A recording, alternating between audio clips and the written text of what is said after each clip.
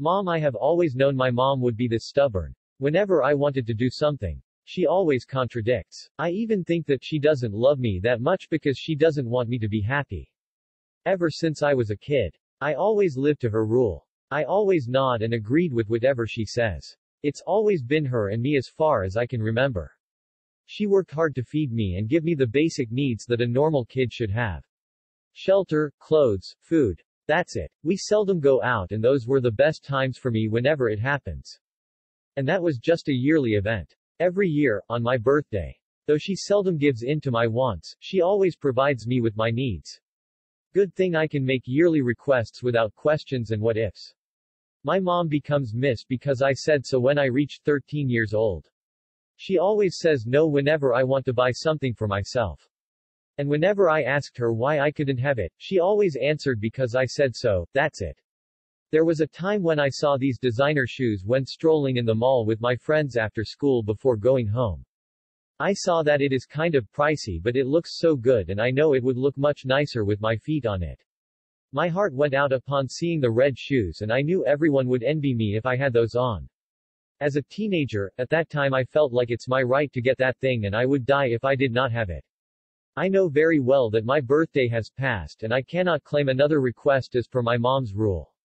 I really don't know where she got that idea though. For me, that is absurd. Why can't she be like any other normal moms? Like my friends' moms who always give in to their requests. At that, I felt so unloved. Mom, I started. With my hands at my back, crossing my fingers. She was sitting on the couch with his feet up to the table. She just came home from work. I actually don't know what kind of work she does right now, as she is not at home almost the whole day and night. I know that she is a nurse and works in the morning. My friend's mom and my mom are co-workers. But I am not seeing her even on her rest days lately. She said she needs to work harder for my college, so I assumed she got another job. Yes, she said bluntly and looked so dead tired. Can I buy those shoes I saw in the mall earlier today? Why? What happened to your old shoes? You still have 2 pairs that are still good to wear, right? Yes, Mom, it is just that the shoes that I saw are so nice and I know that they would look much better with me wearing them. I do love the shoes, Mom. Can you please give me money to buy it? I begged. Chloe, we already talk about having priorities. Those are the things that you want, not what you need. You can still wear the old one. Why buy new? Because I am a teenager, Mom, and teenagers ought to look good, I answered teary-eyed. You do look good, honey. You are and you always will. With or without those shoes. But Mom, why? Why can't I have those shoes when all the kids of my age can?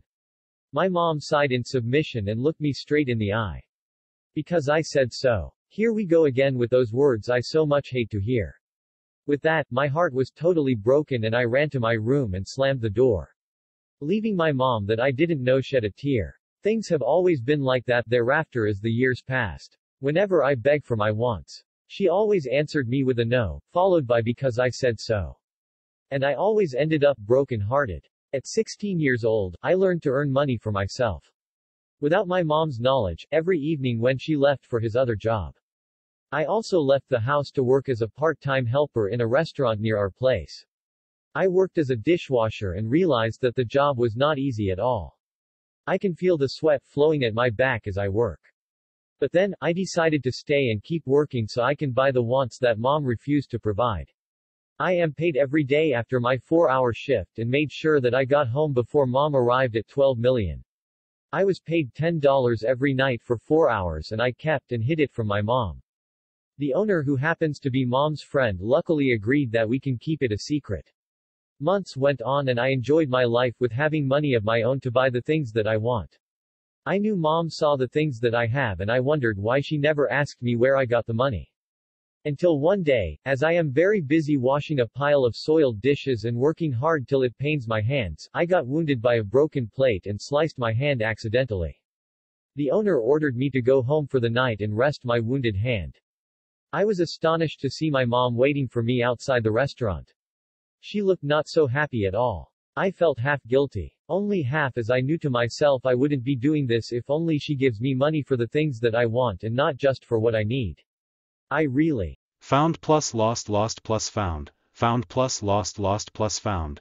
Once upon a time there was a overly sensitive sweet little girl as happy-go-lucky as anybody could be, she loved living in her head's la la land, and lived loving straight from her in all reality. Don't get me wrong, she made millions of mistakes, double meaning pun intended, and held even more regrets thus far. But all the hatred she had for her most hated actions were absolutely nothing in comparison to the love she got from her mother. Sandra, see, despite being born with a white golden spoon in her mouth, she faced much betrayals. However, she tried her utmost best to be better than those who had hurt. For as long as she forever had her beautiful mother, she would always strive for picture-perfect portrayals, until that dreaded day when she got the call that her mother was calling and rushed to hospital to hear those unthinkable words the doctor had to say. Her mother had only been hospitalized for less than 24 hours for what she thought was nothing more than a fever. So this was the shocker of horrors. As she pulled the curtains and saw her worst nightmare right in front of her, she fell to her knees by the bedside, and despite looking directly at her most horrific sight, she couldn't believe her own eyes. After a while she managed to pick herself up just enough to move over onto the bed, where she took the ventilator mask of her fairy mother's fair face before slowly closing her eyes as she stifled back her own cries, and it was then and there when she closed her very own mother's eyes that she became lost in a dark abyss of complete blindness. She had willingly and knowingly entered into a trance where she no longer could fathom a care about anyone or anything in life any longer. Nothing or no one no longer held a chance. How the 6 days till the funeral passed her, she herself doesn't know, and how the day of the funeral changed her, everyone saw, for it did show.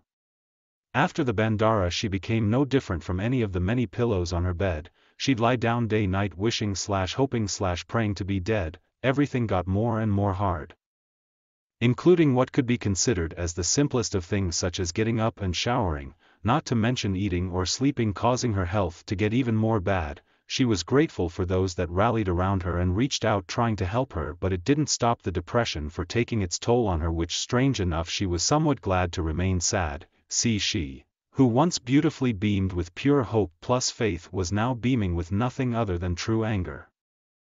A few months had passed with her wrath still very much present till she got a present on the first birthday of her mother after, besides her fortunately being able to have dreams of her mummy frequently trying her utmost best to convince her that she was in fact at peace and couldn't be any more safer or happier, she managed to miraculously manifest a once-in-a-million meeting with the moon the late midnight/early morning of her mother's birthday. What started out as just another night where her anxiety and insomnia got the better of the worse of her, she ended up sitting on a chair in her mother's orchid garden, and as she looked up in such an intense stare at the magnificent moonlight that shined right on her, cutting straight across through the stillness and darkness of the night, which was exactly when she was finally able to actually hear what her mother had to say. Moonshine is the first thing she heard, which is what her mother always called her. Then her long-lost smile grew drowning right under the endless tears her tired eyes drew as she silenced the rest of the physical world to listen to the precious long-awaited words from ever so gracious Mother. Moonshine, remember how I forever telling you that all your prayers would be answered because my blessings always with you. Well, it's true, God heard you. Where I am, I'm as safe and happy I can be. All I need now is for you to continue on smiling along so I can enjoy my peace till your time is ready. Before she could start to give her reply, the bright moonlight sent a beam straight from the now luminous lit sky down right to between her eyes, if I may say, her third eye, and she became no different than a desperate deer caught in the most dazzling headlight. In complete awe she stood up in a sudden stance, staring straight back at the moonlight that overtook the darkness of the night as she listened while her mother continued, "If you love me as much as you say you do, then know even now I still will not leave you, but believe me baby girl, I've left the best of me within you. I'm with you emotionally, mentally, in every way possible, as our love is far too great to merely be physically, and I know your faith in God is shaken, so please while you carry me with you then have hold mine. It's yours for the